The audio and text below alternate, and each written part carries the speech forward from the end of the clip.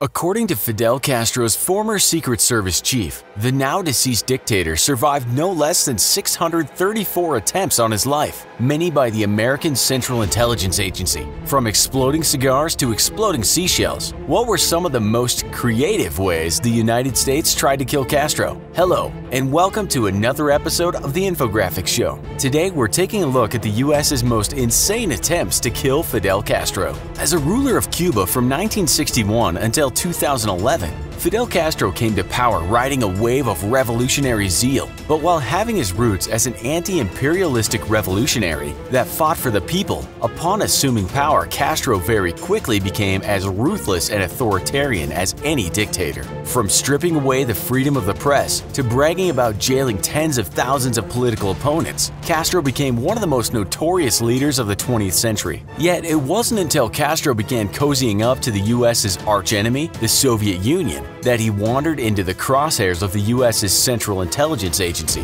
fearful of a global domino effect where one nation falling into communism would lead to another and so on. The US was also deeply disturbed by the presence of a strong Soviet ally less than 100 miles from its shores. Foreseeing a Cuban crisis scenario, which ironically would come to pass anyways, the U.S. Intelligence Committee made the recommendation that Castro be removed from power by any means necessary. For a decade and a half, U.S. presidents would agree, until the signing of Executive Order 11905 by President Gerald R. Ford in 1976 banned U.S. intelligence agencies from committing political assassinations. Yet for 15 long years prior to Executive Order 11905, it was open season on Castro as far as the U.S. was concerned, even going so far as to enlist the aid of American mafia leaders. So what were some of the craziest ways the CIA tried to kill Castro? Perhaps the most famous plots against Castro was the exploding cigar. Known for his love of cigars, the CIA brainstormed a way to get Castro a case of cigars loaded with small amounts of explosives. Allegedly, during a trip to the United Nations in 1966, a CIA agent was en route to swap a case of explosive cigars with real cigars, when at the last minute the operation was canceled for fear of political fallout from Castro's assassination taking place during a visit to the UN.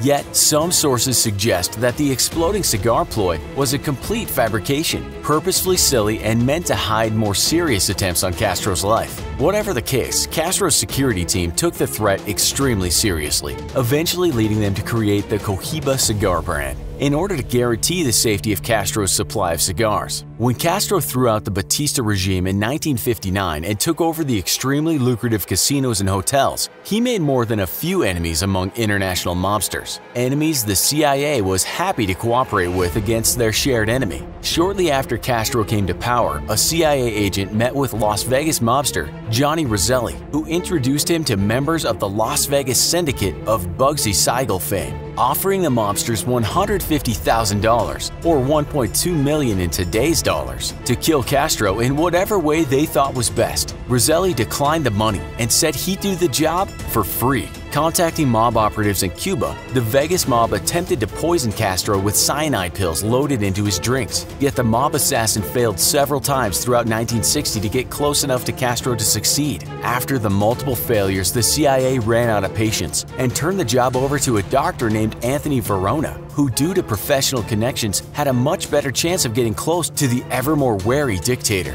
Yet even after being paid $11,000 or $93,000 in today's dollars, Verona quit after the disastrous Bay of Pigs invasion. Poison pills seemed like a good idea to the CIA though, and shortly after the mob failed, the CIA launched Operation Mongoose with the goal of recruiting and training Cuban exiles to become secret agents inside Cuba. In what would have seemed to be the absolute jackpot for the CIA, agents managed to recruit one of Castro's former girlfriends, a woman named Marita Lorenz. With overnight access to his home, Marita seemed like a sure bet, and the CIA quickly began training her in the use of cyanide tablets. Lethal within 30 seconds of ingestion, Marita returned to Cuba and reconnected with Castro, staying the night at his home. Yet as she went for the pills, she realized they had dissolved into the jar of cold cream she stored them in and were completely unusable. Suffering a crisis of conscience, or perhaps afraid because of Castro's suspicions, Marita confessed the plot to Castro, who immediately began to rage, yet not against Marita, but against the U.S., Per a 1993 interview with Vanity Fair, Castro then grabbed a .45 caliber pistol and put it in her hands, telling her that she couldn't kill him. He was right. Marita dropped the gun and stayed the night with Castro, leaving in the morning and never returning. Despite repeated failures, the CIA is nothing if not persistent.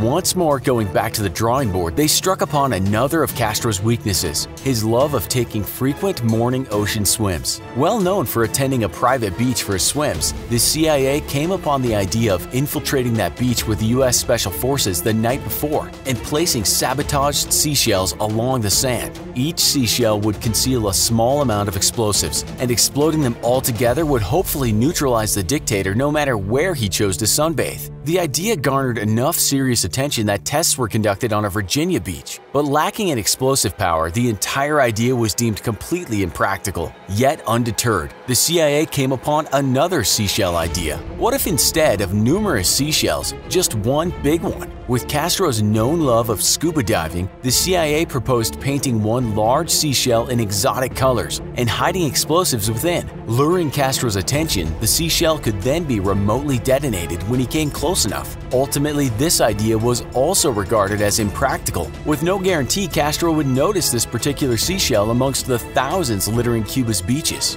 They say the pen is mightier than the sword, but could it potentially be lethal? American novelist Ernest Hemingway had owned property in Cuba since 1940 and spent most of his time there until his death in 1961. Shortly after Hemingway's suicide, his widow floated the idea of using the farm as a staging ground to kill Castro. As a huge fan of Hemingway's work, Castro had already visited what had become a shrine to the late author, with his widow noting that Castro seemed to have little security with him when he visited. The CIA carefully considered the offer, and despite the apparent advantages it offered, ultimately rejected the idea. While no official reason was given, perhaps the CIA feared, rightfully so, the backlash of using the home of one of the most acclaimed novelists of the 20th century to commit an assassination. From exploding cigars to seashells to poisoned pills and former lovers, the CIA clearly has no shortage of imagination when it comes to nefarious plots. Yet Castro would go on to defy every attempt made on his life and ultimately pass away of old age, in a way defeating his former rivals at the most powerful intelligence agency in the world. Have you heard any other crazy assassination plots on Castro or any other leaders' lives? Want to hear more about crazy plots that actually worked? Let us know in the comments. Also, be sure to watch our other video called "What are the weirdest unsolved internet mysteries?" Thanks for watching, and as always, don't forget to like, share, and subscribe.